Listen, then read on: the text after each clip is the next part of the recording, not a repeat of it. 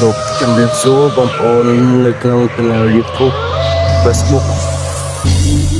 ថ្ងៃនេះបងប្អូនមានរឿងនិទាន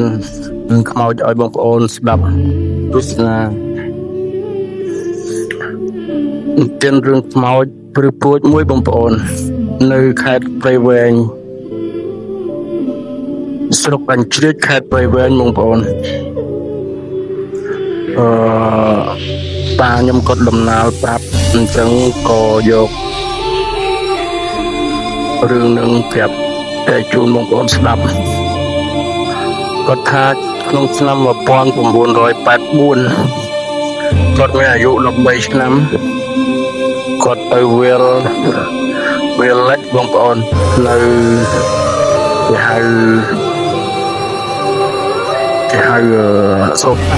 ៅសូសាទៅវាលស្វែដើរបាញ់ចាប់បាញ់លើកតែជាម៉ោង10ពេលត្រង់10ទៅ1គេបកបៃបអីគេមើលបៃមើលអីមើលគោអីគេមកទៀតអស់ប៉ុន្តែតាខ្ញុំគាត់មានជាព្រាមដើរបាញ់សត្វដល់ពេលគាត់ដើរចូលនៅព្រៃដើមស្ដៅបងប្អូនដើមស្ដៅនោះដូចជាមានធ្លាប់ឡើងគេដែរបងប្អូនធ្លាប់ឡើងគេដែរក្តារថ្ងៃក្តៅនោះខ្មោចអង្គុយនៅលើដើមស្ដៅស្ត្រីចាស់ឡើងគេផ្អើលនឹងទៅក្មេងៗគឺឃើញអង្គុយនៅលើដើមស្ដៅប៉ុន្តែតាខ្ញុំគាត់អត់ខ្លាចគាត់ដឹងដែរបងប្អូនដឹងដែរមិនតែគាត់និយាយថាដើរតាមនោះទៅបានចាប់អារម្មណ៍បងប្អូនដល់ពេលបាញ់ម៉ោង11ថ្ងៃត្រង់ម៉ោងបាយបងប្អូនដល់ពេលគាត់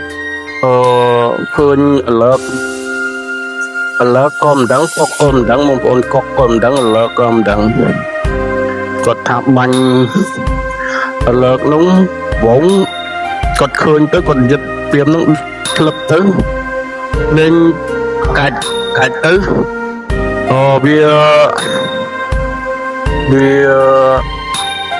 ហើយជា5ម៉ែត្រវាហៅវិញបាន5ម៉ែត្រទៅបងប្អូនដល់ពេលគាត់ទាញកាពីមមួយទៀតធំទៅបងប្អូនធំទៅប្រព័ន្ធឆ្នាំងដីដល់ពេលប្រយុទ្ធមួយទៀតធំជាងឆ្នាំងដីទៀតនឹងស្លាប់ធំបន្ទាប់មកគាត់ឃើញ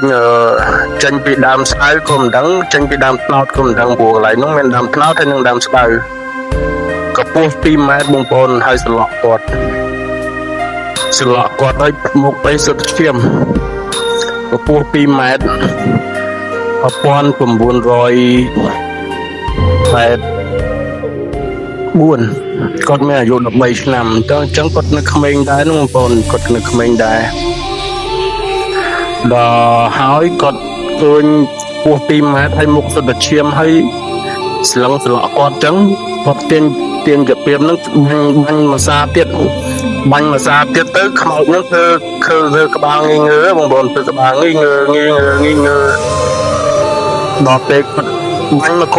បាញ់មកគាត់ទៀតលៀនដាតដល់ដីប្លាចបងប្អូនខ្មោចនឹងប្លាចដល់ពេលគាត់បាញ់អស់គាត់ដល់អស់គាត់ទាញអាវលើកខោគាត់រត់ហើយខ្មោចនឹងគាត់ដល់ពីស្លក់តាមទៀតតាមប៉ាខ្ញុំលើងគាត់ថាលើងគាត់រត់ទំមមកដល់ផ្ទះលើងក្មេងលើងក្មេងច្រើននេះឯងនៅដើមកន្លែងនោះដើមស្ដៅនោះវាកន្លែងគេដុតខ្មោចហើយ1984វា លងកាត់វាលពិឃាតហើយជា10ឆ្នាំ20ឆ្នាំហើយនៅមានពោពេញទៅដោយខ្មោចបងប្អូនគាត់និទានរឿងប្រាប់ខ្ញុំចឹងខ្ញុំយកមកចែកជូនបងប្អូនស្ដាប់មានប៉ុណ្ណឹងចុះបងប្អូនជម្រាបលាមានមួយរឿងថ្ងៃហ្នឹង